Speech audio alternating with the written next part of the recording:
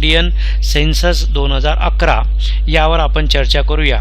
विद्यार्थी मित्रांनो, सर्वात महत्त्वाचा घटक आहे हा आणि साधारण 90% मुलांना यावर आलेले प्रश्न सोडवता येत नाही, कारण याच्यात आकडे जे असतात, संख्या ज्याला म्हणू आपण, तुलना करण्याचे जे आकडे असतात ते जास्त प्रमाणात असतात। उदाहरणार्थ डेन्सिटी, शहरांची डेन्सिटी कशी आहे, साक्षरतेचं प्रमाण कसं आहे, लिंग गुणोत्तर काय आहे, आणि साधारण सर्व परीक्षांमध्ये प्रश्न येतात। सध्या मी 3 परीक्षांमध्ये विचारलेल्या प्रश्न जे तुम्हाला देतो आहे। उदाहरणार्थ STI, PSI आणि ASO, राज्यसेवा, UPSC यावर आतापर्यंत जवळजवळ 75 प्रश्न या टॉपिकवर विचारलेले आहेत। दरवर्षी असा एकही परीक्षेचा प्रश्नपत्रिका नाही की ज्यामध्ये प्रश्न लोकसंख्येवर विचारत नाही किंवा जनगणनेवर विचारत नाही। म्हणून आज मी तुमच्या पुढे सर्वात महत्त्वाचा लोकसंख्या या घटकावर आपण चर्चा करूया। एकदम डीपमध्ये आपण चर्चा करूया, कारण हे लेक्चर मी पार्ट 1, पार्ट 2, पार्ट 3 मध्ये असे डिवाइड करतो आहे, त्यामुळे आपण एकदम डीपमध्ये अभ्यास करूया। हिस्ट्री ऑफ सेन्सस म्हणजे लोकसंख्येचा जो इतिहास आहे यापासून आपण सुरुवात करू। प्राचीन आणि आधुनिक असे आपल्याला 2 भाग करता येतील की प्राचीन काळामध्ये लोकसंख्या बद्दल काय आपल्याकडे आकडेवारी आहे आणि आधुनिक भारत असेल किंवा या आधुनिक काळ असेल यामध्ये लोकसंख्येच्या रिलेटेड कशा आकडेवारी आहे। तर साधारण राज्यसेवा मुख्य पेपरमध्ये 3ऱ्या पेपरमध्ये खूप सारे प्रश्न आहेत। तर मी सुरुवात करतो आहे की जे काही लोकसंख्या जो काउंट करण्याची जी सुरुवात झाली प्राचीन काळामध्ये, तिथून आपण एक पॉईंट बघूया की प्राचीन जो काळ आहे, सगळ्यात सुरुवातीचा जो काही इतिहास दिसतो आपल्याला, जो काही रेकॉर्डेड आहे, तो रोमन साम्राज्यामध्ये सर्वात पहिले म्हणजे मानव इतिहासात सर्वात पहिले लोकसंख्या मोजण्याचं किंवा लोकसंख्येचं जे गणना आहे ते रोमन साम्राज्यात झाली, ज्याला कॅलेस्ट्रल सर्वे असे म्हणतात। त्यानंतर इस्रायल या देशामध्ये लोकसंख्या मोजण्याचे इसवी सन पूर्व 1500 मध्ये काही पुरावे मिळतात। नंतर आपण जर आपल्या भारतामध्ये जर आलो तर भारतामध्ये लोकसंख्याच्या रिलेटेड जे एकदम प्राचीन काळातले जे पुरावे आपल्याला मिळतात ते म्हणजे कौटिल्य यांच्या अर्थशास्त्र या पुस्तकामध्ये जनगणनेची मोजणी जी आहे, काउंटिंग जे आहे ते कौटिल्यनी केलेली दिसते आणि त्यांनी सगळी नोंदणी अर्थशास्त्रामध्ये टाकलेली आहे। आता अर्थशास्त्र हे पुस्तक जे आहे ते 321 ते साधारण 296 इसवी सन पूर्वच आहे। म्हणजे जर आपल्याला प्रश्न विचारला की भारतातील सर्वात प्राचीन लोकसंख्येचे पुरावे कोणत्या पुस्तकात आढळतात, तर ते कौटिल्यचं अर्थशास्त्र या पुस्तकात आढळतात। त्यानंतर जर आपण मेडिवल मध्यकाळात जर आलो तर अबुल फजल ज्यांनी आईने अकबरी नावाचं पुस्तक लिहिलं, काही UPSC करणाऱ्या विद्यार्थ्यांना माहीत असेल की साधारण 1595 ते 96 या काळामध्ये पुस्तक तयार झालं, जे आईने अकबरी, अकबरचा तो इतिहासकार होता अब्दुल फजल, तर यांनी दिसते आपल्याला की भारताची जी जनगणना आहे त्याच्याबद्दल त्यांनी चर्चा केली। तर साधारण प्राचीन काळासाठी आपल्याला एवढंसं महत्त्वपूर्ण जे आहे ते सफिशियंट होईल आपल्याला। आता आपण जे चर्चा करूया, ज्याच्यावर प्रश्न जास्त विचारतात, ते आहे आधुनिक काळ। तर आधुनिक म्हणजेच मॉडर्न पिरियडमध्ये सर्वप्रथम जनगणना ही स्वीडनमध्ये, लक्षात ठेवा विद्यार्थ्यांनी, GKचा प्रश्न आहे की स्वीडन जे आहे, स्वीडन देशाने मानव लोकसंख्या मोजण्याचं जे सुरुवात आहे ते स्वीडन देशात 1749 मध्ये आहे। त्यानंतर 1801 मध्ये इंग्लंडद्वारे करण्यात आली। 1890 ज्याला आपण दशकीय म्हणूया, म्हणजे 10 वर्षांनी लोकसंख्या मोजण्याचा जो एक स्टाईल आहे किंवा एक रिदम आहे जे आजही सुरू आहे, ते दशकीय पहिली जनगणना ही अमेरिकेने केलेली आहे आणि ते 1890 या काळात झालेली आहे। नंतर 1872 मध्ये ब्रिटिश भारतातील सर्वप्रथम जनगणना लॉर्ड मेयो या ब्रिटिश व्हाईसरॉयने केलेली आहे आणि 1891 पासून लॉर्ड रिपन च्या काळापासून भारतामध्ये दशकीय पहिली जनगणनाची सुरुवात झाली. लक्षात ठेवा, दोन वेगवेगळ्या आकडेवारी. इसवी सन आहे 1872 लॉर्ड मेयोनी भारतात सर्वप्रथम जनगणना केली आणि दशकीय, इथून आत्तापर्यंत आपण हा दर 10 वर्षांनी दशकीय जनगणना जे करतो ते रिपनच्या काळापासून सुरुवात झाली, ज्याला 1881 सांगता येईल. जर आपण 1872 पासून तर 2011पर्यंत आपली जनगणना आत्तापर्यंत 15 वेळा मोजण्यात आली. जनगणनेचा जो अधिनियम आपण बनवला तो अधिनियम 1948च्या रिलेटेड आहे. स्वतंत्र भारतामध्ये आतापर्यंत ही 7वी जनगणना होती. म्हणजे आपण जर 1947च्या अगोदरची जनगणना आणि 47च्या नंतरची जनगणना जर म्हटलं तर एकूण 15 जनगणना झाल्या. त्यापैकी 7वी जनगणना ही स्वातंत्र्याच्या नंतरची, म्हणजे 7 जनगणना स्वातंत्र्याच्या नंतर झालेल्या आहेत. तर साधारण 15वी जनगणना ही आपली आहे. सध्या ही 15वी जनगणना आहे. याला आपण आधुनिक काळातील इतिहास सांगता येईल. साधारण या आकडेवारीनुसार आपण काही आता पेरिपेरल एरिया किंवा बॅकग्राऊंड रिलेटेड काही चर्चा करूया, ज्यामध्ये भारतीय लोकसंख्या संबंधी महत्त्वाची माहिती मी तुम्हाला तुमच्या समोर दिसते आहे. भारताचे क्षेत्रफळ हे जागतिक क्षेत्रफळामध्ये 2.4% आहे. म्हणजे जर आपल्याला क्षेत्रफळ एरिया जर बघितला आपल्या देशाचा तर तो खूप कमी मिळालेला आहे, 2.4% आहे.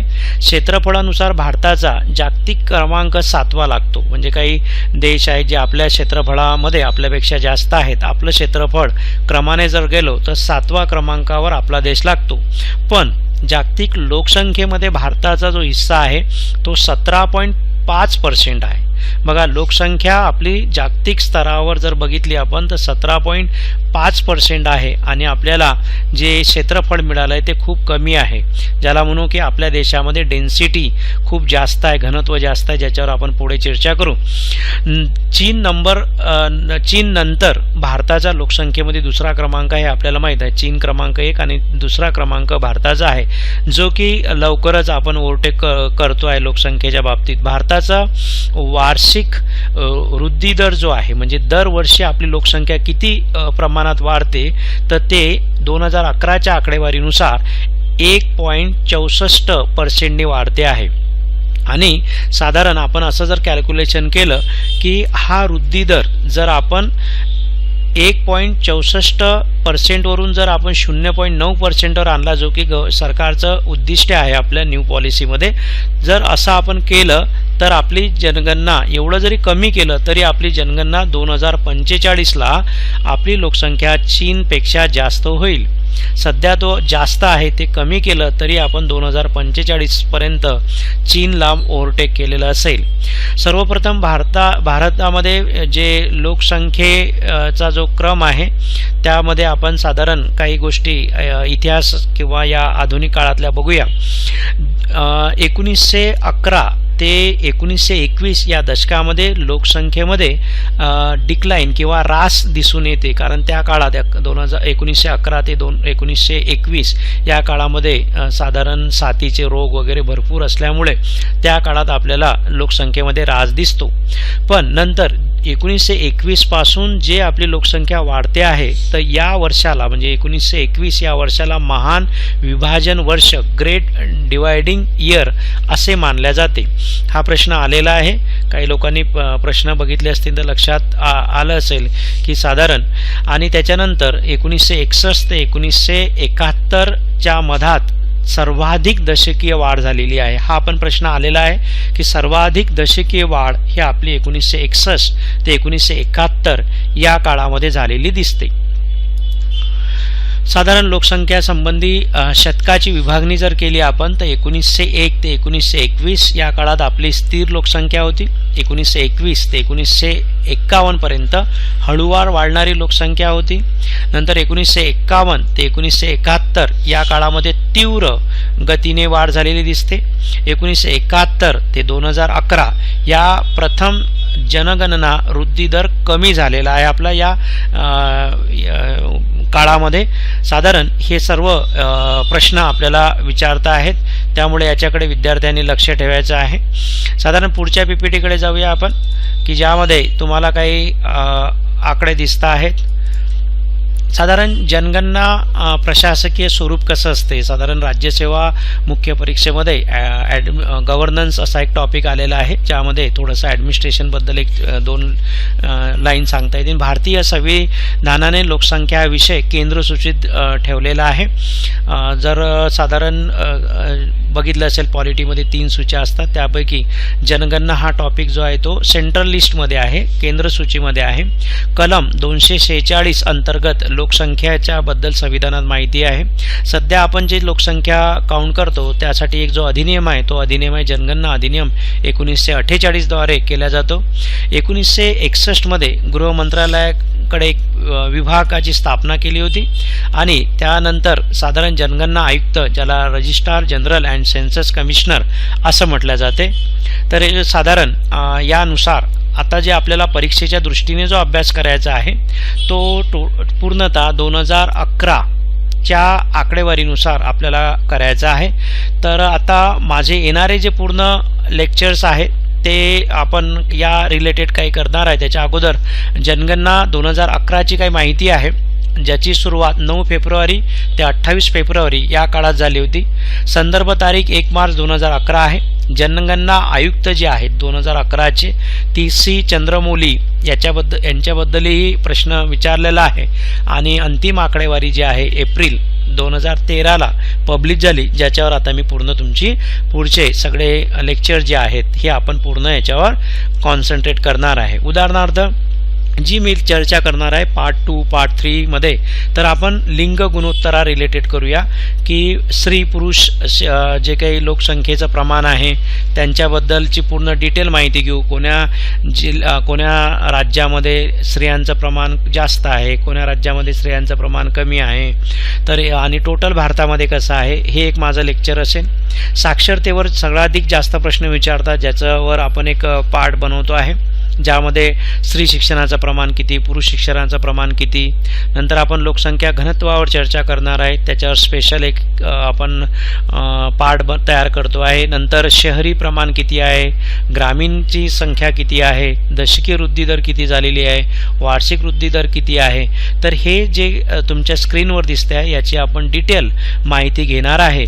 जसं आता नव्याने सुरुवात झालेली आहे 0 ते 6 वर्षे वय गटाची सुरुवात केलेली आहे की लोकसंख्येचे किती टक्के प्रमाण आहे, पुरुषांची टक्केवारी किती, महिलांची टक्केवारी किती, 2001 आणि 2011ला कसा फरक आहे, या सगळ्यांची चर्चा करूया. ही थोडी आकडेवारी तुम्हाला थोडीशी स्वतः करायला खूप कठीण आहे, पण आपण प्रत्येक आकडेवारीच्या डीपमध्ये जाणार आहे, प्रत्येक एक पार्ट आपण तयार करणार आहे.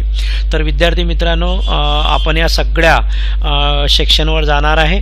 मी अपेक्षा करेल तुमची की तुम्ही पुढचे सगळे व्यवस्थित पार्ट, माझे पार्ट 1 पार्ट 2 जे आहेत ते सगळे व्यवस्थित बघायचे आहेत, कारण मी तुम्हाला हमी देतो की साधारण प्रत्येक परीक्षेला लोकसंख्या टॉपिकवर प्रश्न आहेत.